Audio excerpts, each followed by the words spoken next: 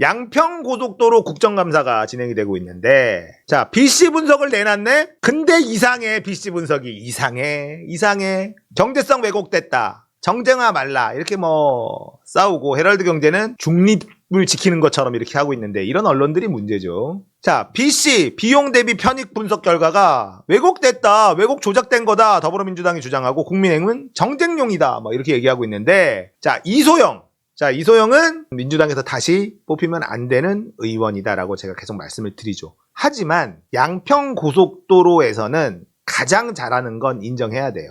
나머지 의원들이 좀 부족해. 공부가 좀 부족해.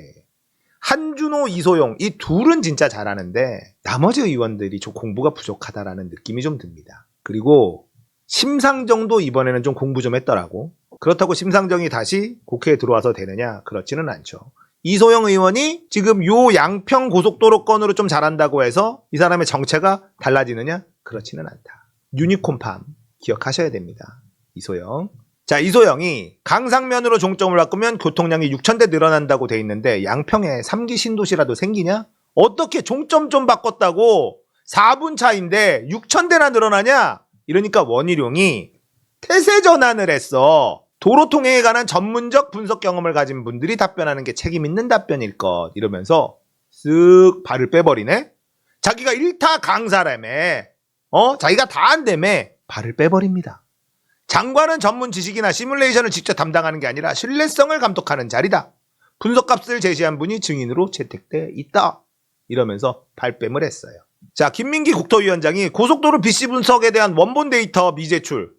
아니, 로 데이터 내놔. 원본을 왜 다 미제출하고 이것만 결과값만 덜렁 보냈냐? 어떻게 나왔는지, 이 결과가 나왔는지 알아야 될 거 아니냐? 이러니까 로 데이터는 기술적으로 재산권상 곤란한데 서버 구동된 형태 자체로 열람을 시켜드리겠다.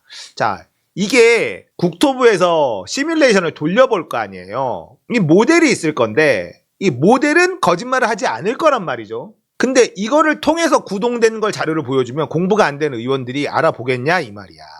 그러니까 이딴 소리를 하는 겁니다. 자, 여러 가지 공방들이 있었고 이런데 제가 여러분들한테 설명을 해드리려고 또 준비를 했어. 뭐가 문제인지, 이놈들이 무슨 짓을 했는지. 야, 요거 공부하는데 저도 어려웠습니다. 왼쪽에 있는 게 여름에 국토부가 제출한 거고요. 오른쪽에 있는 게 이번에 국토부가 제출한 겁니다. 교통량이에요. 교통량. 시작점은 예타안과 종점 변경안 이렇게 나왔다는 거예요. 예타안은 46,000이 시작해요. 시점에서 하남에서 가밀 JCT까지 46,000 시작하는데 종점 변경안은 52,000이 시작돼. 아니, 종점이 바뀌었지 시점이 바뀐 게 아니잖아.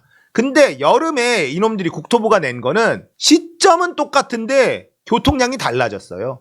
이게 말이 됩니까? 여기서부터 말이 안 되잖아. 그러니까 줄줄이 말이 안 돼. 시점은 똑같아야지. 이러면서 가밀 JTC를 가고 상사창 IC, 상상곡 IC, 북광주 JCT까지 가는데 여기에서 중부 내륙 고속도로로 싹 빠집니다. 하남에서 출발해서 북광주 JCT 간 다음에 중부 고속도로로 빠져요. 그러니까 52,000까지 갔다가 24,000으로 쭉 빠져들죠. 종점 변경안, 강상면 안은 일단 시점부터 잘못됐지. 시점이 똑같은데 왜 교통량이 더 늘어났지? 이상하죠? 근데 북광주 JTC에서 중부 내륙 고속도로로 빠지는 양은 또 똑같아. 24,330이 돼. 똑같이. 이상하잖아. 근데 양평 JCT에서 갑자기 얘는 늘어. 그래서 총 교통량이 이만큼 는다. 예타는 31,000인데 종점을 변경했더니 38,000이 되더라. 이런 말 같지도 않은 데이터를 갖다 낸 거야. 그러니까 아니, 시점이 안 바뀌었는데 왜 출발 교통량이 왜 다르냐? 이렇게 얘기가 지적이 계속 나오니까 이번에 새로 들고 왔어요. 시점은 똑같아. 시점은 바꿀 수가 없지. 시점이 바뀐 게 아니니까. 자, 여기에서 가밀 JCT에서 상사창 IC 여기에서 살짝 더 늘어납니다. 대한 노선이. 강상면이 좀 늘어나죠. 그러니까 계속 좀씩 늘어나는데, 자, 북광주 JCT에서 중부 내륙 고속도로로 차들이 대거 빠진다 그랬죠. 근데 51,000까지 갔고 54,000까지 갔어요. 북광주 JCT에서 중부 내륙으로 빠지는 게 양서면 안은 쭉 빠져서 13,966만 남어. 근데 강상면 안은 21,000이 남어. 왜? 강화IC 이렇게 쭉쭉쭉쭉 가서 양평 JCT까지 가더라. 종점을 바꿨는데 중부 내륙으로 빠지는 교통량이 달라. 얘네들의 말에 의하면 강상면까지 가서 중부 내륙을 타는 사람들이 이만큼 늘어날 거다라는 분석이에요. 이상하잖아. 상식적이지 않은 분석값이 나옵니다. 자, 그런데 이런 걸 돌리려면 어쨌든 모델이 있어야 되고 시뮬레이션을 돌리는 건 똑같다는 거예요. 이 데이터를 뽑은 건 분명히 근거가 있기는 있을 거다. 어거지로 답을 맞춰놓고 때려 박아 확률도 있겠지만, 자, 그러면 이제 뭘 더 쳐다봐야 되느냐? 자, 이 양평고속도로 왜 뚫어? 첫 번째 이유를 확인해야 돼요. 6번 국도의 정체를 해소하기 위한 게 첫 번째입니다. 양서면 원안은 27,000대가 움직이고 강상면은 33,000대가 움직이니까 이게 더 나아 라고 주장을 하는 건데, 여기서도 보면 여름에 가지고 온 예타안과 결과값이 다르죠. 31,000, 27,000 결과값이 달라졌어. 예타안이. 이건 뭐냐면 시점이 달라졌으니까 지금 시점에서 뭔가를 다시 집어넣어서 다시 뽑아낸 결과다, 이렇게 주장하고 있는 거예요. 예타안이 31,000대가 예상됐는데 하루, 지금 갖고 온 건 이 양서면안은 27,000대를 쪼그라들었어. 그러니까 로우 데이터를 내놔란 말을 할 수 있는 거죠.